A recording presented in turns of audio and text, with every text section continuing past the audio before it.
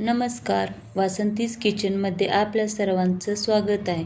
आज आपण पारंपरिक पद्धतीनं बनवल्या जाणाऱ्या अशा टम्म फुगणाऱ्या आणि मऊ लुसलुशीत चवीलाही एक नंबर बनणाऱ्या शेंगदाण्याच्या पोळ्या बनवणार आहोत. तर त्यासाठी काय करायचं, भाजलेले शेंगदाणे 1 कप मिक्सरच्या भांड्यामध्ये घालायचं. त्यामध्ये 2 वेलची सोलून घालायचे आणि हे शेंगदाणे मिक्सरला बारीक वाटून घ्यायचं.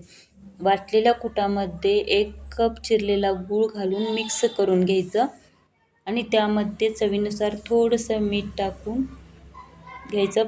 पुन्हा एकदा हे मिश्रण मिक्सरला बारीक वाटून घ्यायचं या पद्धतीनं.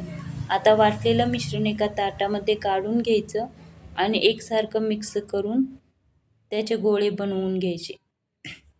गोळे जास्त घट्ट बनवून घ्यायचे नाहीत, नाहीतर आपल्याला पोळी लाटता येणार नाही.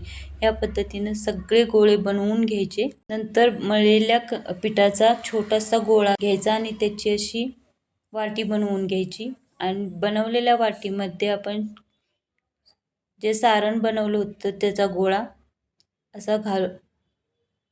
असा बंद करून घ्यायचा. चांगल्या पद्धतीनं बंद करून घ्यायचा, म्हणजे पोळी आपली फाटणार नाही.